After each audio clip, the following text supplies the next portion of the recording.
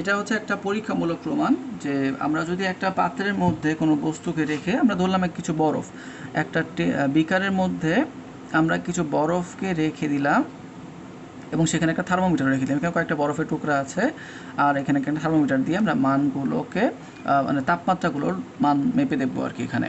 আর বিভিন্ন সময়ের সাথে সাথে কখন কত সেকেন্ড সময় কত তাপমাত্রা হচ্ছে সেটা আমরা এখান থেকে দেখে একটা গ্রাফে এটাকে স্থাপন করব। এটাকে আমরা বলি সময় বনাম তাপমাত্রা লেখচিত্র বা বাষ্পীভবন লেখচিত্র। এই টেস্ট বিকারে আমরা নিচে থেকে তাপ প্রয়োগ করতেছি, বুনসেন বার্নারের মাধ্যমে নিচে থেকে আমরা তাপ প্রয়োগ করতেছি।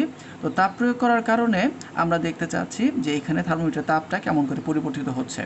তো এই পরীক্ষার ক্ষেত্রে আমরা ধরলাম যে এই বরফের তাপমাত্রা ছিল হচ্ছে -10 ডিগ্রি সেলসিয়াসে। তো তাপমাত্রা যখন হচ্ছে কি এই তাপমাত্রা ছিল হচ্ছে গিয়ে -10 ডিগ্রি সেলসিয়াসে, তখন আমাদের সময় ছিল হচ্ছে কি 0 সেকেন্ড, অর্থাৎ 0 সেকেন্ড টাইমের সময় তাপমাত্রা ছিল হচ্ছে -10। যতই আমাদের যেহেতু তাপ দিচ্ছি আস্তে আস্তে সময়ের সাথে সাথে বরফের তাপমাত্রা বৃদ্ধি পেতে শুরু করবে। সময় যত বেশি যাবে বরফের তাপমাত্রা আস্তে আস্তে উপলব্ধি করতে শুরু করবে। এই জন্য এই সময় আমরা বিন্দুগুলো পাবো হচ্ছে গিয়ে এভাবে, অর্থাৎ একটা সোজা রেখা আস্তে আস্তে আমরা এমন করে গ্রাফটা দেখতে পাবো। এভাবে তাপমাত্রা বৃদ্ধি পেতে পেতে যখন হচ্ছে তাপমাত্রা 0 ডিগ্রি সেলসিয়াসে পৌঁছাবে, 0 ডিগ্রি সেলসিয়াস হচ্ছে গিয়ে বরফের গলনাঙ্ক। এই তাপমাত্রায় বরফটা আস্তে আস্তে গলে পানিতে পরিণত হওয়া শুরু করবে। আমরা জানি যে বরফ অবস্থাতে বা কঠিন অবস্থাতে পানির কণাগুলো এমন পাশাপাশি অবস্থান করে, কিন্তু যখন সেটা তরলতে রূপান্তরিত হওয়া শুরু করে তখন কণাগুলো গতিশক্তি বৃদ্ধি করে কিছুটা দূরে দূরে সরে যায়। এই যে গতিশক্তি বৃদ্ধি করে এটা কোথা থেকে পায়? এটা হচ্ছে আমরা যে তাপ তাকে প্রয়োগ করলাম সেই তাপটা সে তখন গ্রহণ করে তার অবস্থার পরিবর্তন করে এবং কণাগুলো গতিশক্তিকে বৃদ্ধি করে ফেলে। তো এই বিশেষ যে তাপটা সে তখন গ্রহণ করে আমরা এটাকে তখন বলি হচ্ছে গিয়ে সুপ্ত তাপ। সুপ্ত মানে হচ্ছে লুকানো। এটাকে সুপ্ত তাপ বলার কারণ হচ্ছে এটা যে এই সময় আমরা কিন্তু এই পরীক্ষাতে অনবরত বাইরে থেকে তাপ দিয়ে যাচ্ছিলাম। প্রথম দিকে আমরা দেখব যে তাপমাত্রা আস্তে আস্তে সময়ের সাথে সাথে বৃদ্ধি পাচ্ছে, কিন্তু যখনই বরফটা গলতে শুরু করবে তখন তাপমাত্রা আর বৃদ্ধি পায় না, অর্থাৎ তখন আমাদের সময় গেলেও তাপমাত্রা যেখানে ছিল ঠিক সেখানে থেকে যায়। আমরা দেখব তখন গ্রাফটা অনেকটা এরকম শেপ হতে শুরু করবে, অর্থাৎ এক্স অক্ষের একটা সরল রেখা হয়ে যাবে, সমান্তরাল রেখা হয়ে যাবে। এখন এরকম গ্রাফ হওয়ার মানে হচ্ছে যে এখানে তাপমাত্রা উপরেও যাচ্ছে না নিচেও আসতেছে না, শুধু সময় পার হয়ে যাচ্ছে। তো এখন এই তাপটা তাহলে কোথায় যাচ্ছে? এই তাপটাই মূলত গ্রহণ করে হচ্ছে এই বরফের অণুগুলো বা কঠিন পদার্থের অণুগুলো। তারা এই তাপটাকে ব্যবহার করে তাদের অবস্থার পরিবর্তন করে ফেলে। যেহেতু এই তাপটা বাইরে প্রকাশ ঘটে না, শুধুমাত্র এটা অবস্থার পরিবর্তন করতে ব্যবহৃত হয়, এই জন্য আমরা এটাকে বলি হচ্ছে সুপ্ত তাপ। তো সুপ্ত তাপ হিসেবে গ্রহণ করার কারণেই এই সময় স্থির তাপমাত্রা চলে আসে এবং এই অবস্থাতে আমরা প্রথম দেখতে পাই যে বরফগুলো আস্তে আস্তে গলতে শুরু করলো এবং সম্পূর্ণ বরফ না গলা পর্যন্ত এইভাবে তাপমাত্রা স্থিরই থেকে যাবে। তারপর যখন সম্পূর্ণ বরফ গলে পানি হয়ে গেল, তারপর আবার আমরা দেখব যে আস্তে আস্তে আবার থার্মোমিটার তাপমাত্রা বৃদ্ধি পাচ্ছে, অর্থাৎ গ্রাফটা ঠিক আবার আগের মতন ঊর্ধ্বগামী হতে শুরু করবে, অর্থাৎ সময় যাচ্ছে তাপমাত্রা বৃদ্ধি পাচ্ছে। এভাবে তাপমাত্রা বৃদ্ধি পেতে পেতে পানির তাপমাত্রা যখন আবার পৌঁছাবে হচ্ছে গিয়ে 100 ডিগ্রি সেলসিয়াসে, অর্থাৎ পানির স্ফুটনাঙ্কে, তখন আবার কি হবে? তখন আবার তরল পানি ফুটতে শুরু করবে, অর্থাৎ যেই পানির কণাগুলো আগে ছিল হচ্ছে কিছুটা দূরে দূরে তরল অবস্থাতে, সেটা এখন অনেক দূরে দূরে বিক্ষিপ্ত হয়ে তীব্রভাবে বিক্ষিপ্তভাবে ছোটাছুটি করতে শুরু করবে, অর্থাৎ তরল থেকে সৃষ্টি হবে গ্যাসীয় অবস্থাতে।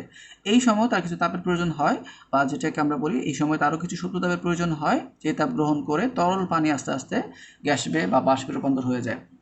তো এইখানে যেহেতু যে তাপ আমরা বাইরে থেকে প্রয়োগ করি সেটাকে সে অবস্থা পরিবর্তনের জন্য ব্যবহার করে ফেলে, এই জন্য এইখানেও দেখা যাবে তাপমাত্রা স্থির হয়ে যাবে, অর্থাৎ পানির তাপমাত্রা এখানেও কোনো বাড়বেও না অথবা কমবেও না, শুধু সময় পার হয়ে চলে যাবে।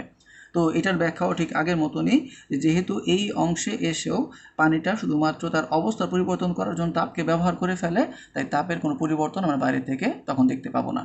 এবং যখন সম্পূর্ণ পানি বাষ্পীভূত হয়ে জলীয় বাষ্পে রূপান্তর হয়ে যাবে, তারপর আবার তাপমাত্রা বৃদ্ধি পেতে শুরু করবে এবং তাপমাত্রা বৃদ্ধি পেতেই থাকবে। অর্থাৎ এই গ্রাফের একটা প্রপার্টিস হচ্ছে যখনই কোনো বস্তু অবস্থা পরিবর্তন করবে তখনই তার স্থির তাপমাত্রা চলে আসবে। এখানে কঠিন থেকে তরলে রূপান্তর হয়েছিল বলে একবার স্থির তাপমাত্রা হয়ে গিয়েছিল, অর্থাৎ আমাদের দেওয়া তাপটাকে সে তখন হচ্ছে গিয়ে অবস্থা পরিবর্তন ব্যবহার করে ফেলেছে বলে আমরা বাইরে থেকে তাপের পরিবর্তন দেখতে পাইনি। আবার একইভাবে যখন সে তরল থেকে বাষ্পে রূপান্তর হওয়া শুরু করলো তখন অবস্থা পরিবর্তনের কারণেও আমরা বাইরে থেকে কোনো তাপমাত্রার পরিবর্তন দেখতে পাবো না। এই হচ্ছে আমাদের গ্রাফের একটা নিয়ম। আর এই গ্রাফের ক্ষেত্রে এটা যে কোনো পদার্থের ক্ষেত্রে আমরা এই ধরনের গ্রাফই পাবো, তবে খেয়াল রাখবো এই গ্রাফের প্রথম স্থির তাপমাত্রা নির্দেশ করবে ওই পদার্থের গলনাঙ্ককে। যেমন পানির বা বরফের ক্ষেত্রে পানির গলনাঙ্ক বা বরফের গলনাঙ্ক 0 ডিগ্রি সেলসিয়াস, এটা হচ্ছে প্রথম স্থির তাপমাত্রা, এবং আর 100 ডিগ্রি সেলসিয়াস হচ্ছে গিয়ে পানির স্ফুটনাঙ্ক, অর্থাৎ দ্বিতীয় স্থির তাপমাত্রা বোঝাবে হচ্ছে ওই পদার্থের স্ফুটনাঙ্ককে। এখন যে কোনো পদার্থের এমন গ্রাফ দেওয়া থাকলে আমরা সবসময় যখন এই গ্রাফের নিম্ন কোনো বিন্দু দেওয়া আছে আমরা বুঝবো সেটা হচ্ছে ওই পদার্থের গলনাঙ্ক, আর ঊর্ধ্বস্থির বিন্দুটা হচ্ছে তার স্ফুটনাঙ্ক। আর বস্তু যদি আমরা ঠান্ডা করতে শুরু করি তখন সেটাকে আমরা বলি শীতলীকরণ লেখক। অর্থাৎ একই রকম পরীক্ষায় আমরা মনে করলাম যে জলীয় বাষ্প কিছু নিলাম, সেটাকে আমরা আস্তে আস্তে তাপমাত্রা কমাতে শুরু করলাম, তো তার সাথেও সময়ের সাথে সাথে তার তাপমাত্রার হ্রাসটা কেমন করে হবে সেটাকে আমরা বলি শীতলীকরণ লেখক। তো আমরা ধরলাম যে পরীক্ষা ধরার জন্য ধরে নিলাম যে আমাদের কাছে -120 ডিগ্রি সেলসিয়াস তাপমাত্রা কিছু বাষ্প আছে। তো যখন আমরা তাপমাত্রা কমাতে শুরু করব, তাপমাত্রা কমতে শুরু সময়ের সাথে সাথে তাপমাত্রা আস্তে আস্তে হ্রাস পেতে শুরু করবে। প্রথম দিকে আমরা দেখব যে গ্রাফটা নিচের দিকে নামতে শুরু করতেছে। যখন একটা সময় পরে যখন হচ্ছে গিয়ে বরফটা আস্তে আস্তে ঘনীভূত হওয়া শুরু করবে, অর্থাৎ তরলে আসা শুরু করবে, সেটা ঘটবে হচ্ছে গিয়ে 100 ডিগ্রি সেলসিয়াসে। হ্যাঁ, সরি, এটা 1 মাইনাস হবে না, একটা প্লাস 120 হবে। তো এই 100 ডিগ্রি সেলসিয়াস তাপমাত্রাতে আমরা দেখব যে আস্তে আস্তে পানির বাষ্পটা তরল পানিতে পরিণত হওয়া শুরু করতেছে, অর্থাৎ পানির অবস্থার পরিবর্তন ঘটতেছে। অর্থাৎ এই সময়ে দেখা যাবে আবারও ওই তাপমাত্রা স্থির হয়ে যাবে, গ্রাফটা হবে ঠিক একই রকম, একটা স্থির তাপমাত্রা প্রদর্শন করতে শুরু করবে। কারণ একই রকম, কারণ এইখানেও বাষ্পটা আস্তে আস্তে তরল পানিতে রূপান্তরিত হচ্ছে, যার কারণে আমাদের যে তাপ আমরা কমাই ফেলতেছি সেটা পরিবর্তনটা ঘটতেছে পদার্থের ভিতরে, বাইরে না। এই জন্য তাপমাত্রা স্থির হয়ে যাবে। এবং আবার যখন সম্পূর্ণ বাষ্পটা পানিতে রূপান্তর হয়ে যাবে, আবারও আমরা যখনই দেখব সময় যাতে শুরু করবে, আবারও দেখবো যাবে তাপমাত্রা আবার কমতে শুরু করবে সুষম হারে। এবং যখন হচ্ছে কি এভাবে কমতে কমতে 0 ডিগ্রি সেলসিয়াসে নামবে, তখন আবার পানিটা ঘনীভূত হয়ে বরফে রূপান্তর হওয়া শুরু করবে, অর্থাৎ তরল থেকে কঠিন পদার্থে রূপান্তর হওয়া শুরু করবে। এই জন্য এই সময় আবারও তাপমাত্রা স্থির হয়ে যাবে যতক্ষণ না সম্পূর্ণ তরল পদার্থ বা পানিটা কঠিন পদার্থ বা বরফে রূপান্তর না হয়।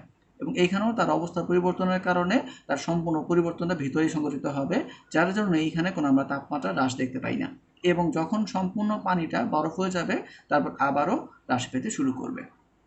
এই গ্রাফেও একই নিয়ম, যে এখানেও নিচের স্থির বিন্দুটা নির্দেশ করে হচ্ছে ওই পদার্থের গলনাঙ্ক অথবা হিমাঙ্ককে। যেমন 0 ডিগ্রি সেলসিয়াস হচ্ছে আমাদের পানির হিমাঙ্ক অথবা গলনাঙ্ক, আর 100 ডিগ্রি সেলসিয়াস অর্থাৎ ঊর্ধ্বস্থির বিন্দু যেটা বা প্রথম স্থির তাপমাত্রা উপর স্থির তাপমাত্রাটা, সেটা বোঝাবে ওই পদার্থের স্ফুটনাঙ্ককে। যেমন পানির ক্ষেত্রে হচ্ছে এটা। অন্য পদার্থ থাকলে সেটারে আমরা সেইভাবে গ্রাফ দেখে বলে দিতে পারবো যে কার গলনাঙ্ক কত অথবা স্ফুটনাঙ্ক কত।